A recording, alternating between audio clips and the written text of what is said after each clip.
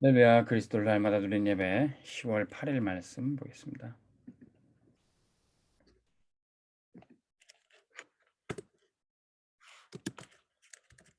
다윗의 237 응답입니다.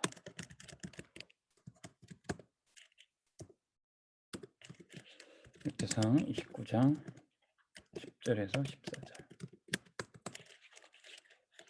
다윗은 237에 응답받기 위해서 무엇을 먼저 드렸습니까? 먼저 드릴 것 237에 응답받기 위해서는 말씀을 먼저 정리되어져야 됩니다. 그리고 기도가 무엇인지 정리돼서 누려져야 됩니다. 말씀과 기도를 통해서 나의 사명이 발견되고 언제든지 나의 사명을 고백하고 선언하고 그 사명에 집중할 수 있어야 됩니다. 다윗은 그 말씀 정리된 것을 시편으로 기록했죠. 시편을 기록하고 항상 고백함으로 보호자의 축복을 경험했습니다. 우리도 말씀 붙잡을 때 보호자의 축복이 우리가 있는 자리에 임하게 됩니다. 그리고 그 시편 가운데 시편 103편 10절에서 22절에 보니까 하나님의 말씀을 성취하는 천군과 천사의 이 역사를 이 다윗이 알고 있었습니다. 이번에 이 천군과 천사 어떻게 일하게 됩니까? 우리가 기도할 때 하나님이 천군 천사를 보내서 시공간을 초월한 역사가 나타나게 됩니다. 다윗은 우리가 기도할 때 이런 일이 벌어지는 걸 알고 있었죠.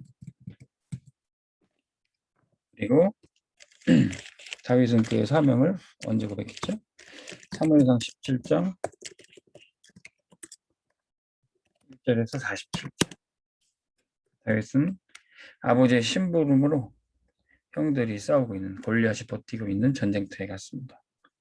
거기서 하나님이 자신을 이 전쟁터에 보내신 이유, 우리가 왜 이 싸움을 해야 되는지 그 이유를 알고 또 하나님이 그 싸움 가운데 어떻게 함께 하시고 어떻게 역사하실지 그거를 사울왕 앞에서 형 앞에서 거기 모여있는 모든 이스라엘 백성들 앞에서 고백했어요.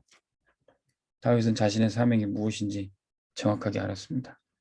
아버지의 심부름에 징표를 가져야 될 뿐만 아니라 하나님이 맡겨주신 사명의 증거를 발견해야 했었어요. 우리가 언제든지 나의 사명이 무엇인지 알고 그것을 집중하고 있어야 됩니다. 그 사명에 대해서 고백할 수 있고 하나님 나를 통해서 세계복음을 하실 것이다. 하나님이 나를 통해서 이 흑암을 꺾고 교회를 세우실 것이다. 하나님 나를 통해서 삼천 제자가 일어나게 하시고 이런 사명이 정리된 그 사람 통해서 237의 빛이 비춰지게 되어 있습니다. 여러분들의 사명이 무엇입니까? 말씀과 기도가 정리될 때 하나님 내게 맡겨진 사명이 반드시 보여지게 됩니다. 저는 요즘에 이제 저에게 주신 사명, 내가 앞으로 평생 감당해야 될 사명이 무엇인가 그것에 집중하는 기도를 좀 하고 있습니다. 앞으로 평생 목회해야 되고 교회를 세우는 일에 쓰임 받아야 되는데 하나님이 내게 원하시는 것이 무엇인가 그 사명에 집중하는 기도를 계속해야 되겠습니다. 말씀, 기도, 사명이 정리되면 평생 응답을 누리게 됩니다. 다윗의 생애를 보니까요. 생애 전체 가운데 계속 응답받았어요. 어린 시절부터 이미 사무엘 선지자를 통해서 성령 기름 붓고 그의 미래가 어떤 건지 다 알게 됐습니다. 하나님께서 다윗을 기름 부어 왕으로 세우시겠다고 하나님이 작정하셨습니다. 하나님 우리 렘넌트들을 영적인 왕으로 서밋으로 세우실 것입니다. 청소년 시절 때부터 다윗 골리앗을 꺾어버리고 승리했습니다. 사울은 천천히요 다윗은 만만이다. 이미 이때부터 승리했던 겁니다. 근데 청년 시절은 그리 녹록지만 않았죠. 굉장히 고난의 시절이었습니다. 그러나 이때 가장 중요한 축복을 누렸죠. 시편 23편의 고백처럼 여호와가 나의 목자시니 내게 부족함이 없으리로다. 이 고백이 바로 다윗의 청년 시절 사울 왕이 죽이려고 괴롭히던 핍박하던 그런 시절이었습니다. 근데 이때 가장 중요한 축복을 누렸어요. 마침내 왕이 됐을 때 성전을 준비하는 응답을 받게 됩니다. 그의 생애 전체 응답받았고 그 생애에 남긴 업적이 무엇입니까? 사무엘상 16장 23절에 보니까 다윗이 하나님을 찬양하는 기능뿐만 아니라 하나님 찬양하는 가운데 이 흑암을 결박하고 악신이 떠나는 그 사역을 했던 겁니다. 다윗이 가는 곳마다 하나님께 찬양할 때 예배할 때 흑암이 무너지게 되죠. 17장 47절 다윗은 가는 곳마다 골리앗을 꺾고 전쟁에 승리한 장수였던 겁니다. 그리고 그의 고난의 시절에도 사울왕 주변에는 단순대 자리와 돈 욕심만 있는 거짓 신하들이 있었던 반면 다윗에게는 참 제자, 참 신하들이 함께 할 수 있었습니다. 이들이 나중에 한 팀이 돼서 나라를 제대로 세웠던 거죠. 다윗은 그의 평생에 소원이 있었습니다. 사무엘상 6장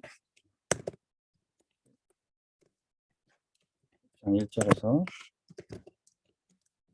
13절에 보니까 사무엘로부터 들었던 그 언약궤의 축복을 늘 사모하고 언약궤를 모실 성전을 짓기에 늘 갈급했습니다. 언약궤가 자신의 집으로 들여보내질 때 춤추며 기뻐하며 하나님을 찬미했던 거죠. 그런 열정으로 다윗은 성전을 건축하려 합니다. 하나님이 너는 내 손에 피를 많이 묻혔기 때문에 지을 수 없다. 너는 성전을 준비하기만 해라. 대신 너의 후대가 성전을 지을 것이다. 그래서 다윗은 성전 준비 다 후대가 축복받을 수 있는 준비를 했던 겁니다. 성전을 준비했을 때 하나님이 다윗과 그의 후대를 축복하셨어요. 너의 후대들이 다윗 왕조들이 무너지지 않도록 내가 축복할 것이다. 그런 언약을 받았던 겁니다. 자, 말씀이 정리되고 기도, 사명이 정리된 이것을 먼저 누리는 사람은 반드시 시대를 살릴 응답을 받게 됩니다. 재앙과 흑암의 세력이 틈타지 못하는 영적 파수꾼이 돼요. 재앙 때문에 사단의 공격 때문에 무너지고 상처 입은 사람도 치유할 수 있는 영적 의사. 가는 곳마다 하나님 나라가 임하고 귀신의 세력들을 쫓아낼 수 있는 서밋에서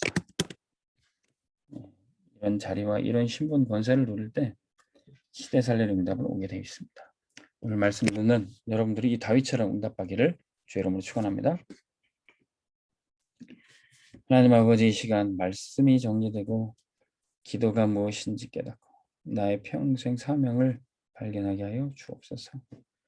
우리가 말씀 붙잡을 때 보좌의 축복이 함께 하시고 기도할 때 천군 찬스를 보내서 시공간을 초월하는 역사 나타나게 하여 주옵소서. 내가 가는 곳마다 하나님 나라 임하서 사단이 꺾여지고 237의 빛이 비춰지게 하여 주시옵소서. 예수 그리스도 이름으로 기도합니다. 아멘. 승리하시기 바랍니다.